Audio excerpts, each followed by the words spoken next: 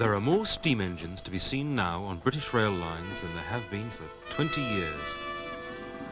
Of them all, I think the most romantic is the Duchess of Hamilton.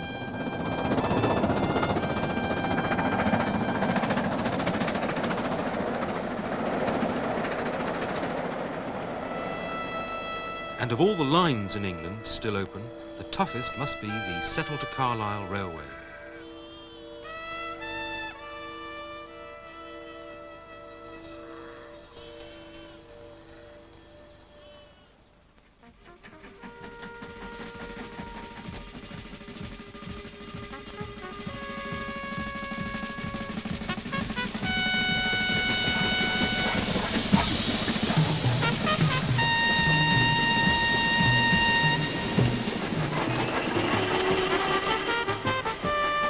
What is not so well known is that 30 years ago, I was the proud owner of the Duchess of Hamilton.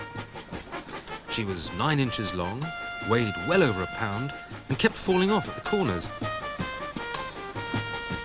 Now at last, I've come face to face with the real Duchess, who weighs over 100 tons in her stocking feet and pulls 500 tons with a full train. It was worth waiting for.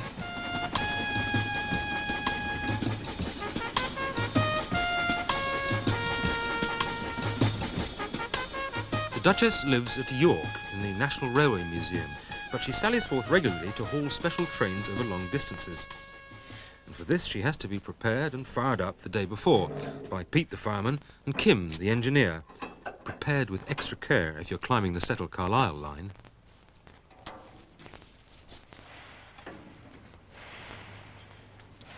I spent 5 years of my youth sitting beside a railway line collecting train numbers, hardly ever going home. It's what they call a misspent youth. I shouldn't have been collecting numbers. I should have been finding out how engines actually work. Well, it's never too late to learn. First thing we do is make sure that the boiler has actually got water in it. You'll do quite a lot of damage if it hadn't. Well, I think it's about time we lit it now. The boiler is all right. Got plenty of water in. We'll get Peter up to light it. Right.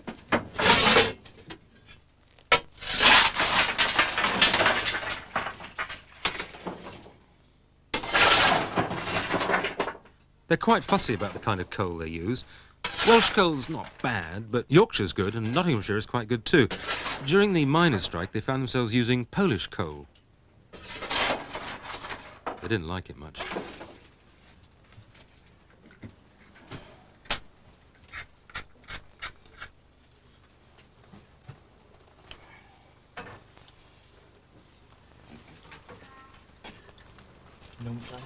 How long does the coal take to light? Does it take fire immediately? 3 or 4 minutes. The coal is actually burning. It's better than my fire, isn't it? We've previously coaled the firebox. Fill the firebox full of coal first. You've got all the coal you need? Nearly all. You don't start off with a little bit and then build up? No, about 6-inch covering. What's the fullest it ever gets? Is that about it? No, when the engine's working you can have probably about 3/4 of a tonne in there. It takes about 6 hours to get the boiler into steam from coal.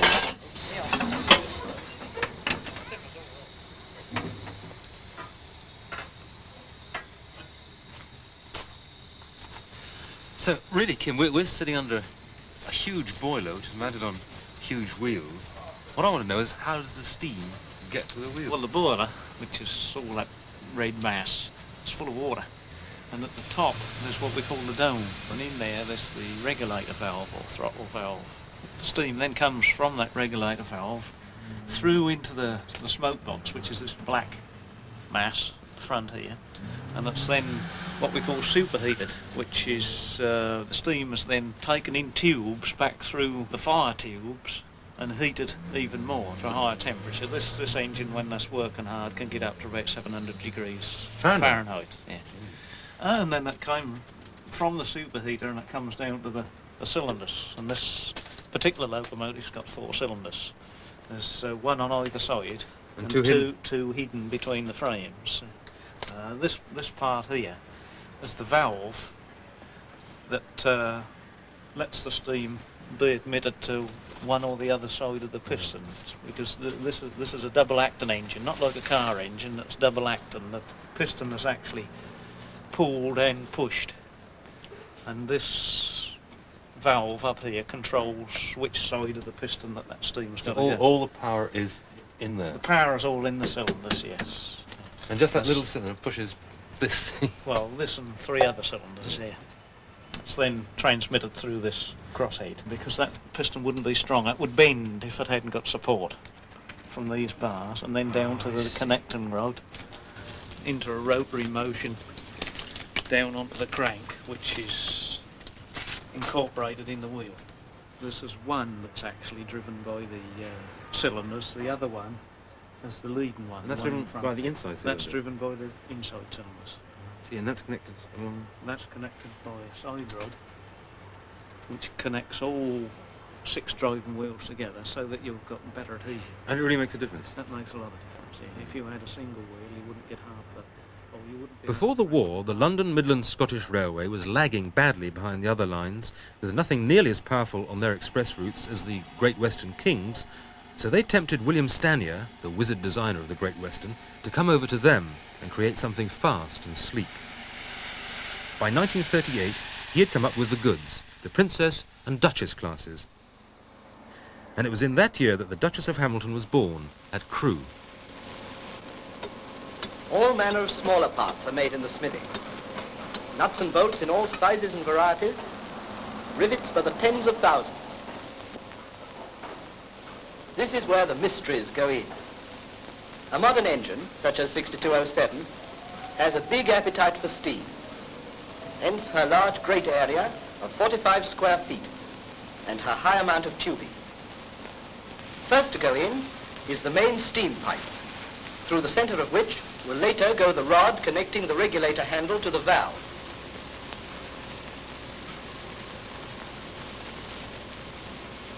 Meanwhile, things have been happening at the other end of the boiler, and some familiar objects have been finding their way onto the fire door plate. One of the most amazing sights is the way heavy loads, and mostly awkward and cumbersome ones, are slung about in the work. A screech from the overhead crane, grappling hooks descending out of the air en route, and almost before you can say knife, a load of from 50 tons up to a complete engine is whisked away to a new position. She's off. 1,000 men have served her in the making. How many thousands will she serve during her life on the LMS main line?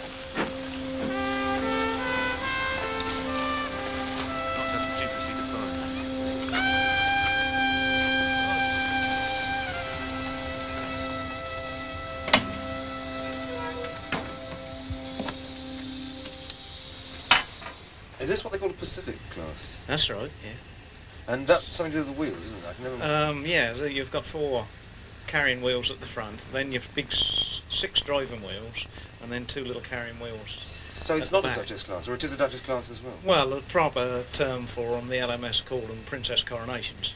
What do you call them? Duchesses. And did it look like this when it was first built? Oh no, no, it had a streamlined casing on it. What do they do there? How to cut the wind resistance down, so as, in theory you burnt less coal.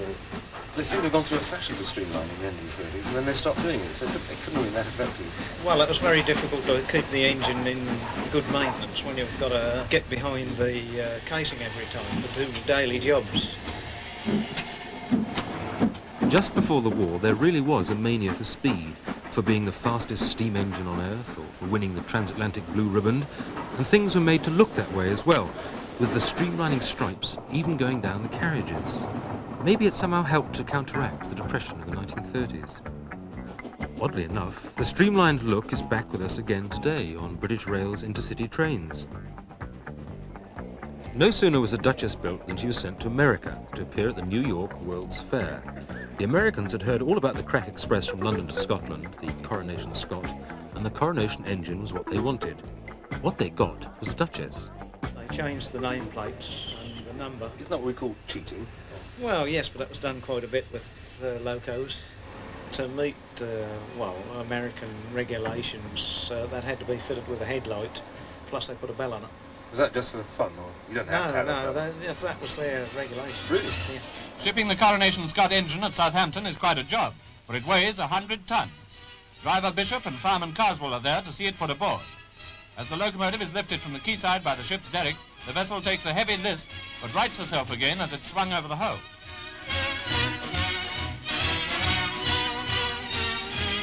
The ship that takes it across, by the way, is Norwegian. The train is going to America to tour the country and to be on show at the World's Fair.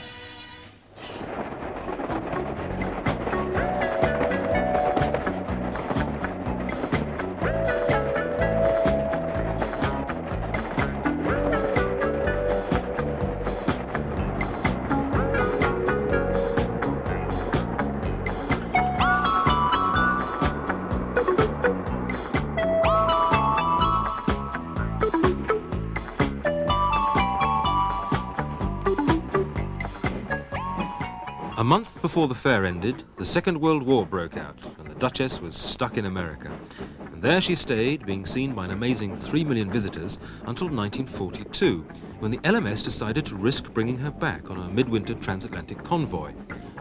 Luckily, she arrived safe and sound in Cardiff that February. They needed it for the war effort, you know, that was difficult. They hadn't really got enough locos to keep all the traffic moving, the war traffic, so everything that they could find was more or less put into traffic. I always imagined that trains were sort of restricted during the war. Oh no, enormous movements of materials and troops during the war. From the ports, trains took the battle-weary men to the dispersal points. At the shortest possible notice, special trains were hurriedly assembled, and in the space of 8 days, 620 specials were run from 7 ports in the southeast of England. The war was good for the railways then, Well, good yeah, business. Really, yeah, that nearly wore the railways out, actually. Well, what happened when steam started being phased out and diesel came in? Well, they gradually got displaced. They were put onto empty coach and stock trains and freight trains just to finish up their useful life. And then when they died, they died. That's right. In the scrapyard. Yeah. Well, how come Duchesses survived then? Well, that was just luck more than anything. Mr. Butland decided he would like some attractions at certain holiday camps, and this was one that was bought, along with Duchess of Sutherland. Where did this one go? Minehead.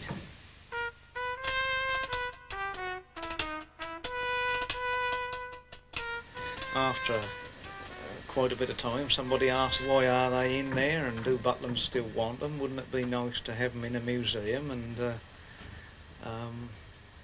after a period of a few years, that was agreed that Butlands would then release them. So it actually still belongs to Butlands then? This They still could get it back belongs to any time they wanted? Butlands, yeah. And it's on loan, so any day they could take it back to the holiday camp? Well, in theory, yes. Yeah. How much did it cost to put this together again when all the operations have been done on the abdomen and the guts? Around about £40,000. 40,000? And how much did it cost to build in the first place? 11,300. That's to build? That's inflation. What I'd never realised was just how full of steam a steam engine really is. Smoke may come out of the chimney, but everything else is steam, with no electricity to help at all. If you want sand on the line to help the wheels grip, you blow it out by steam.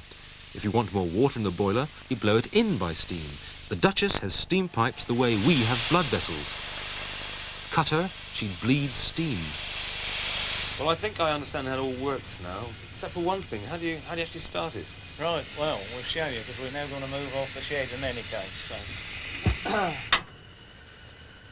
You have to turn this handle on, that creates a brake.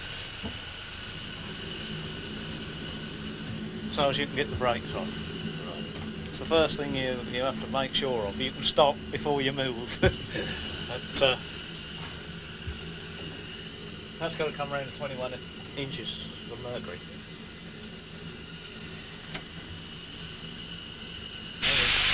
We test it. We then take the engine tender handbrake off.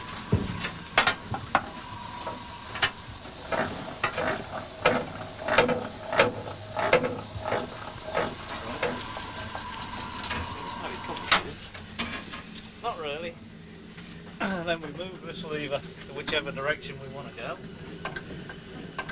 In this case, backwards.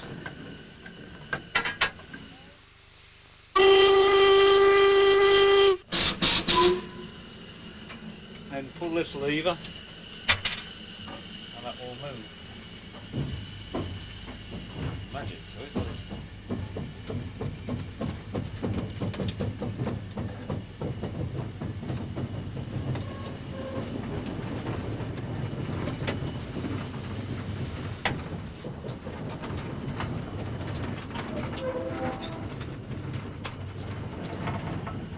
We've gone far enough, this one stops it.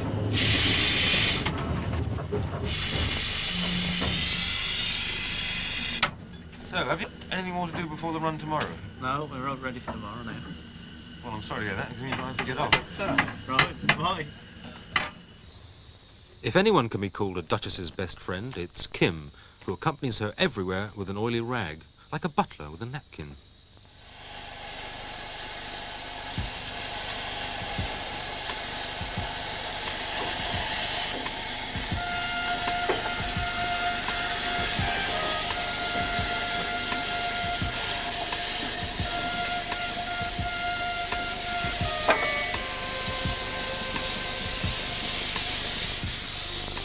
On the great day itself, Kim isn't actually allowed to drive the engine on a British rail line.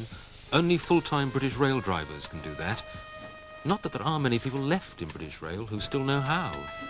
And it may be that one day we'll have lots of steam engines and no steam drivers. One thing we'll never run out of, though, is steam train enthusiasts. And for today's heavyweight contest between the Duchess of Hamilton and the settled Carlisle Railway, every seat has been booked in advance by enthusiasts, nostalgics, connoisseurs and experts. One of them is local historian and non-stop enthusiast Colin Speakman. This is settled in the beginning of the line. That's right. It was known as the Long Drag, of course, because the climb starts here, and there's something like 20-odd miles of continuous climb, a tremendous amount of work for locomotive men and their crews. Especially with steam men. That's right, and the steam engines. Yeah. A little easier with diesel, obviously. The reason the line is here is nothing to do with the desire of people in Settle to have a day out in Carlisle, or even vice versa. It's because the Midland Railway were desperate to get their own express main line to Scotland, and the only way they could drive it was over the mountains. Progress was so hard that they even petitioned Parliament to be allowed to give it up. Parliament refused permission, so the Midland spent 5 long, horrible, dirty, cold years completing the line. And the worst bit, for the builders then, and the engine now, is the 15-mile long drag to the summit.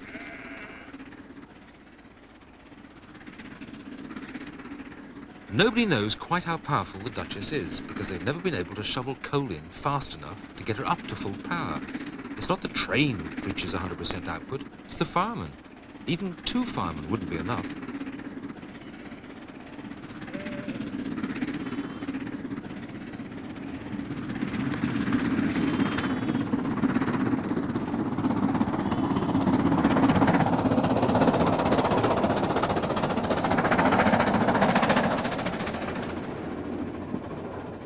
The line was built by thousands of Irish navvies living in townships rather like gold rush towns, with their own shops, chapels, even tramways.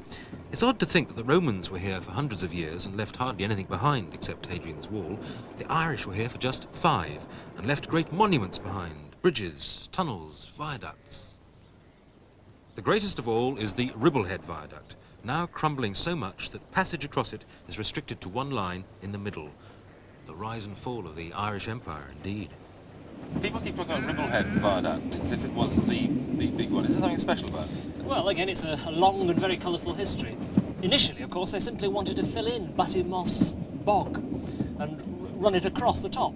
But they found it was quite impossible, so they hit upon a really rather brilliant engineering solution to build this enormous viaduct out of local sandstone and limestone.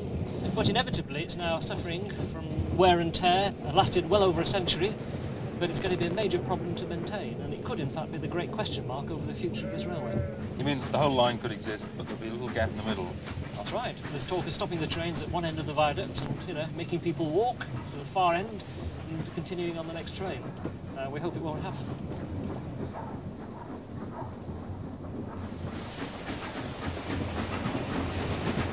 So this is the dreaded Bleemore Tunnel. Yes, a dreadful, nasty hole, something like 2,500 feet long, 500 feet underground, and a place that was very difficult to build. A lot of lives lost, a lot of expense. And railwaymen, I think, have always hated it, particularly in the days of steam trains, when it was a very nasty place to go through. Yeah, I've never met anyone who liked it at all. Is this weather typical of the line? Do you ever get good days to go up here? Well, we sometimes talk about settled Carlisle weather. That's the kind of days where the rain comes sideways. But at the same time, it can change remarkably quickly and be incredibly beautiful in a matter of moments.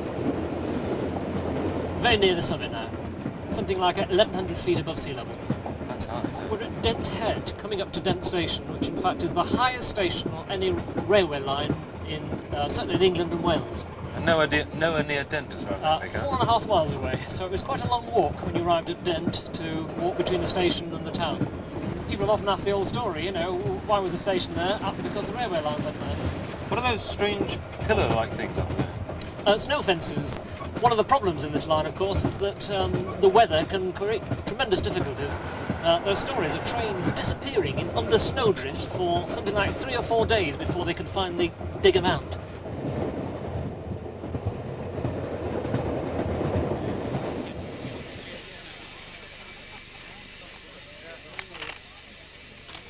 This stop is Garsdale, but it's the same thing every stop. All the experts leave their seats and come rushing forward to photograph the engine and peer at its workings. They remind me rather of a squad of medical men, making sure the Duchess doesn't have the slightest cough or splutter, even though she's smoking so much. The surgeons themselves are dressed in orange operating jackets. These are the super enthusiasts who handle the coal and the water and, of course, the crowds. Try and go behind where Cross people are behind the photographing, photographers, please. please, ladies and gentlemen, then you won't be in the way.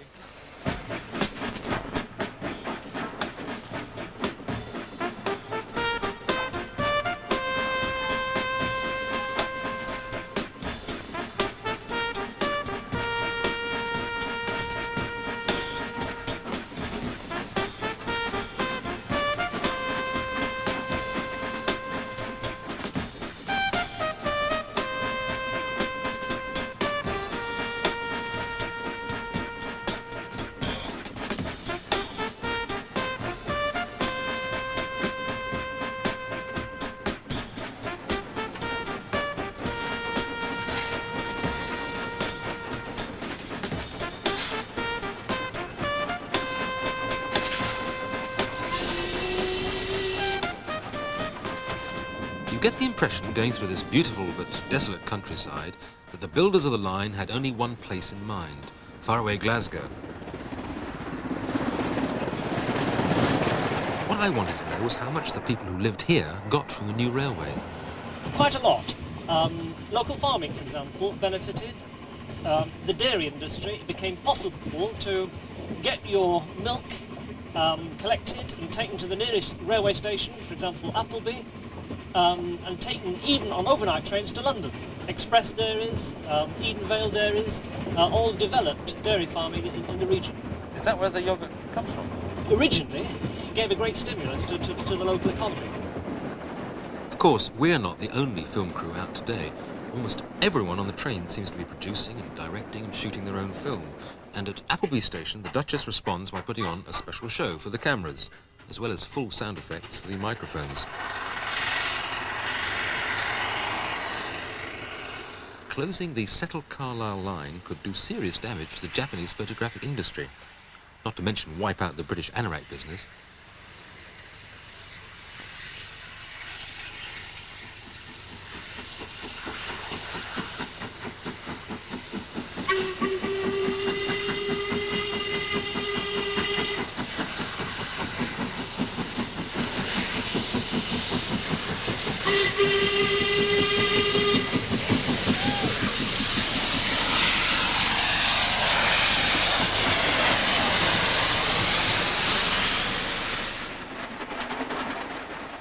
The funny thing is that conservationists like you, who are fighting to keep the line open now, would probably 100 years ago be fighting to stop it being built in the first place. Oh, I've absolutely no doubt about the fact. But the fact that it was built and is there, and is a great piece of architecture, means I think we ought to make the best of it. We ought to use it. So and enjoy it's it. bigger than just a railway line. It's actually sort of part of historical I heritage. think so. It's a part of the evolution, certainly, of the landscape of the Yorkshire Dales and the Eden Valley.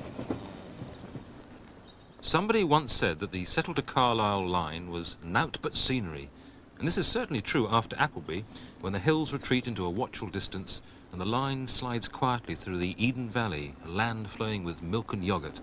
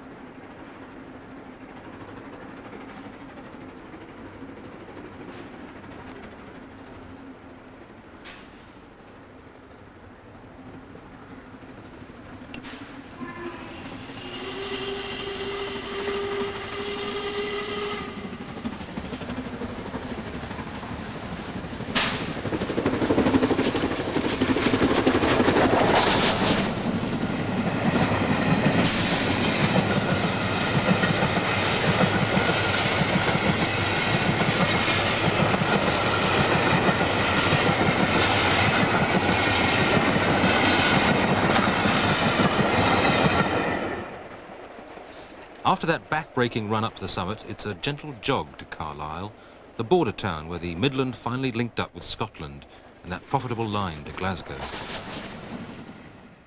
Today the train turns right here, off to Newcastle, home to York, but I get off to find a train back to London. It'll be a good, fast electric train, and they won't have had to spend hours loading it up with coal and water. You just switch it on, and off it goes. And this is the way the world is going. I know all this. I also know that it won't be half so grand or aristocratic or breathtaking as the train we've been on today. It won't even smell half as good. The next day, I'll have forgotten all about my electric ride to London. But once you've been over the top with the Duchess of Hamilton, the memory stays with you forever.